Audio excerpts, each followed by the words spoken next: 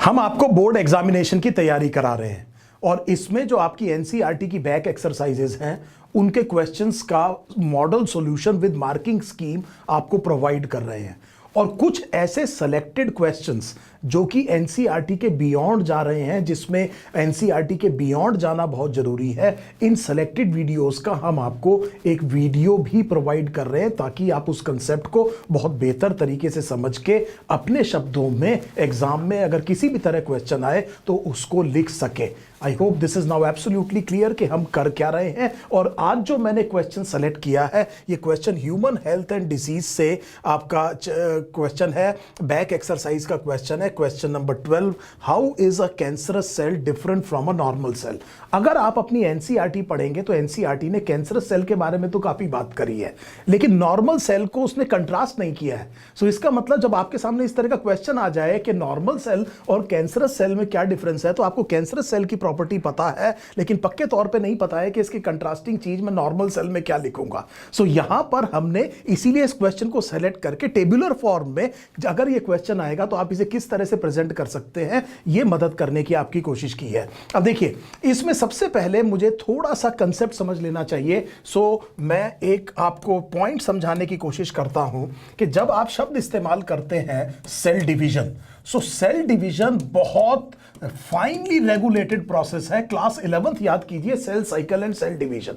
सो आपकी एनसीईआरटी बिल्कुल क्लियरली उस चैप्टर में ये कह रही है कि सेल डिवीजन एक बहुत फाइनली रेगुलेटेड प्रोसेस है।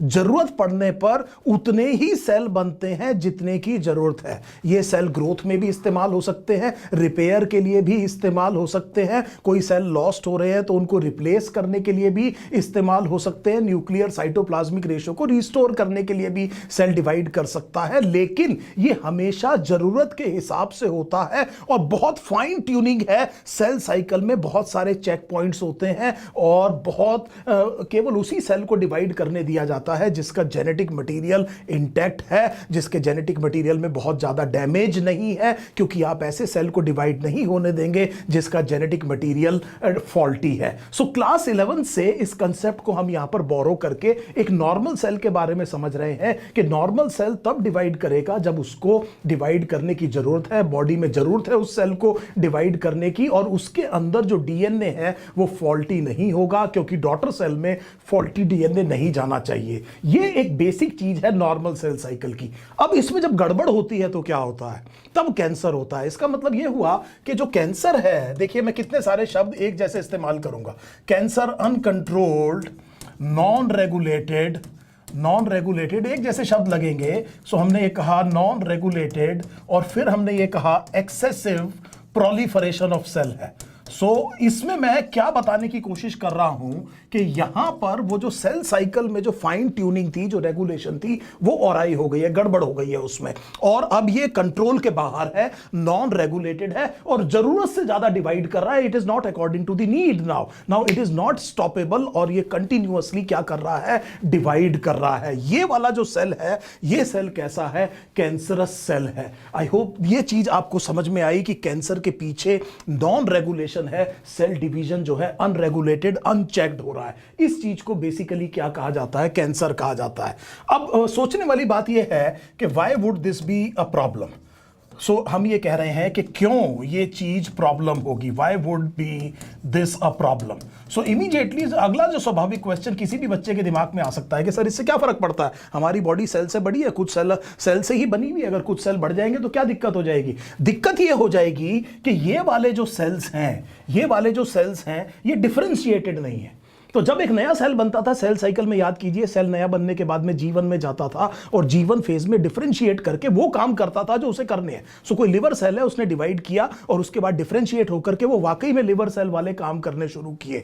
कैंसर सेल क्योंकि लगातार डिवाइड कर रहा है, तेजी से डिवाइड कर रहा है, वो डिफरेंशिएट नहीं करता। ये नंबर बहुत सारा हो गया पर ये काम नहीं करेंगे। ल्यूकीमिया जिसे ब्लड कैंसर कहते हैं, उसमें WBC काउंट 1 लाख पर mm³ से भी ज्यादा हो सकती है ब्लड में, और WBC का काम इम्यूनिटी इम्यूनिटी है। सो आप गलत तरीके से ये सोच सकते हैं कि अगर WBC काउंट बढ़ गया तो इम्यूनिटी ज्यादा होनी चाहिए क्योंकि नंबर ऑफ सेल्स बढ़ गए हैं, लेकिन ल्यूकीमिया में पेशेंट इम्यूनोडेफिशिएंसी से मर जाएगा। उसकी वजह यह है कि ये सेल 1 लाख तो हैं पर काम नहीं कर रहे। ये क्या नहीं कर पा रहे हैं? काम नहीं कर पा रहे हैं, डिफरेंशिएट नहीं कर पा रहे हैं। दूसरी प्रॉब्लम ये है कि इसमें ये सेल को हम रोक नहीं सकेंगे, ये फॉल्टी डीएनए को लेकर के आगे चले जाएंगे। So cancer is essentially a genetic disease, it is caused by multiple mutational event. DNA में चेंज आता है और ये फॉल्टी डीएनए आगे आने वाले सेल्स में भी पास ऑन हो जाता है। नॉर्मल सेल में अगर इस तरह की प्रॉब्लम आती है, डीएनए खराब है, तो वहां पर उसमें एक प्रोग्राम्ड सेल डेथ शुरू हो जाता है जिसे एपोप्टोसिस कहते हैं, और उसके अंदर उसको आगे डिवाइड नहीं करने दिया जाता, वो वहीं पर मर जाएगा।